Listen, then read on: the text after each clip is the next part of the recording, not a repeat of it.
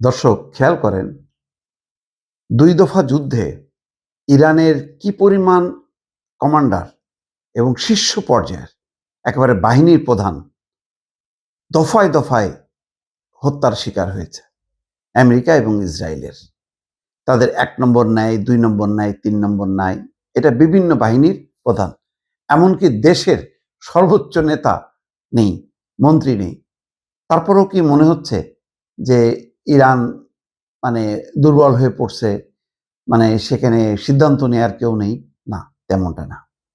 আজকে কিন্তু ইরানের যেই সর্বোচ্চ ধর্মীয় নেতা আয়াতুল্লাহ আলী খামেনির পুত্র মুস্তফা খামেনি, যিনি এখন সেই পদে, বাবার পদে আসীন হয়েছেন, তিনিও বলছেন যে শীর্ষ কমান্ডারদের হত্যা ইরানি বাহিনীকে দমাতে পারবে না।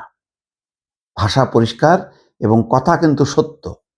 ইরানের সর্বোচ্চ নেতা মুস্তফা খামেনি বলেছেন তার দেশের শীর্ষ কমান্ডারদের হত্যাকাণ্ড ইরানি বাহিনীকে দমাতে পারবে না। সোমবার ভোরে ইরানের ইসলামী বিপ্লবী গার্ড বাহিনীর গোয়েন্দা প্রধান মাজিদ খাদেমি নিহত হওয়ার পর এই মন্তব্য করলেন মুস্তফা খামেনি। এমনকি মুস্তফা খামেনি যদি হত্যার শিকার হন, সেখানেও কিন্তু তারা রিপ্লেস করবে এবং ইরান চলবে এবং যুদ্ধ অব্যাহত থাকবে। তিনি বলছেন, মুস্তফা খামেনি, যে ইরান সত্যের পথে থাকা যোদ্ধা এবং আত্মত্যাগী সশস্ত্র বাহিনী মিলে এমন এক শক্তিশালী, গভীরভাবে পতিত ফ্রন্ট গঠন করেছে, তাদের সংকল্প ভাঙতে পারবে না সন্ত্রাস এবং অপরাধের মাধ্যমে। মুস্তফা খামেনির এই বক্তব্য লিখিত বিবৃতি আকারে এসছে।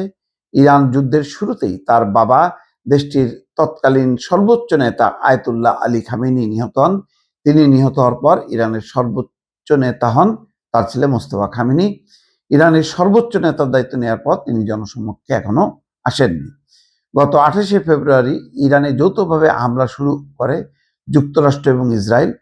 তখন থেকে ইরানের বহু জ্যেষ্ঠ রাজনৈতিক এবং সামরিক কর্মকর্তাকে নিশানা করে হামলা চালানো হচ্ছে এবং এখনো সেই চেষ্টা তাদের অব্যাহত আছে।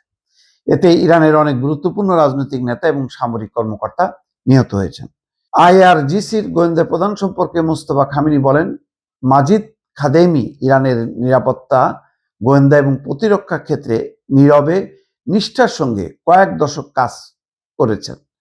খামেনিকে হত্যার দায় নিয়েছে ইসরায়েল।